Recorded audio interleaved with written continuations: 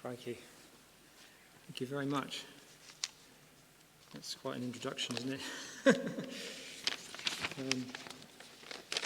Thank you very much for the kind introduction. And it's a great honour to accept this degree. It's given me an opportunity to reflect on the journey I've made and the support I've been given along the way.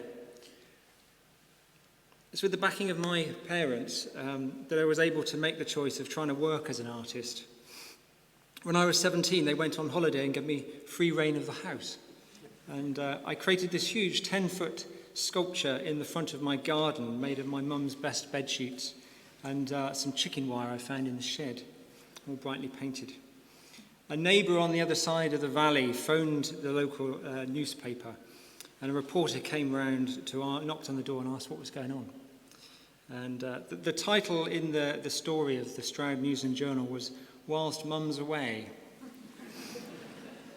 And after the holidays, to my great embarrassment, my dad drove the sculpture down to school on the back of his milk float, beeping the horn all the way along the way. I almost died.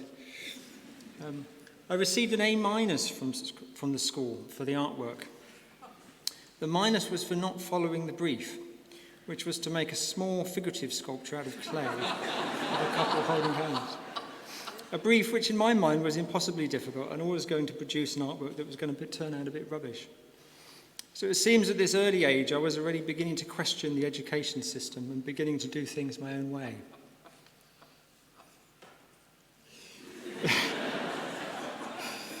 It's a reminder that actually schools were designed, of course, to produce good, obedient workers to fill the factories of the Industrial Revolution, which is not necessarily what we need now. To get ahead these days, following the rules isn't enough. The rules have to be learnt, yes, but learnt in order for you to sometimes push their limits. And if things aren't good enough, start to change and rewrite them. Sometimes we have to play by our own rules. The University of Bristol has in different ways supported my art practice for the last 20 years. Back in 1999, I initially worked part-time as a technician in the film and television department. It's surprising no one was electrocuted, given the fact that I'm very colourblind and my responsibility was for wiring up and testing all the electrical plugs and sockets. The university then supported my trip to Bosnia after the war, where I ran educational art workshops for teenagers who'd spent most of their childhoods hiding in cellars. It was also back then that I worked with Professor Mark Birkinshaw, head of astrophysics, to design an artwork controlled by the moon. I used a gravity meter to control the water levels in 3 glass bowls that were spinning and made to sing with a friction device on the top, on the rim, like a finger on a wine glass. As the gravity reading changed, it changed the water produced in the bowls that altered the note produced, so it was like an astronomical clock. But I learned very quickly that it was probably a bad idea to try to mix water with electricity and moving parts. It broke down rather a lot. But that's how we learn from failure. I also had an idea to make a replica moon. But back then, the NASA data wasn't available, and the printing technology hadn't been invented either.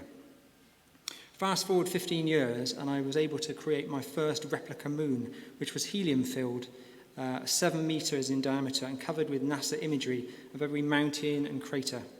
It was presented as part of the Bristol Balloon Fiesta and lasted about 10 minutes before being ripped apart by high winds live on BBC television. I learnt then, of course, that you don't know what you don't know, which in my case was not knowing anything about helium-filled ballooning. I've not worked with helium since. But then the design has been refined and improved, and now I make air-filled moons. The art project has been a great success, and we've had about 200 exhibitions in about 30 countries around the world. So my advice is to try to take measured risks, create a safe space and a physical and psychological buffer so you have the resilience to be able to fail in order to try out and develop new ideas. We learn more through our failed attempts than we do from our successes. My career has only been possible with the support of my wife, Shalina, by my side. She's given me space to dream, kept me grounded when things have worked out well, and supported me when my measured risks haven't quite paid off. And finally, it's amazing to be back here in the Great Hall. in the Wells building where the moon was presented a few years ago. A young girl came up to me and she said, "Will you put the moon back afterwards?" Which I thought was very nice. She thought I'd stolen the real moon. And finally, thank you very much once again, and congratulations everyone here today. Thank you very much.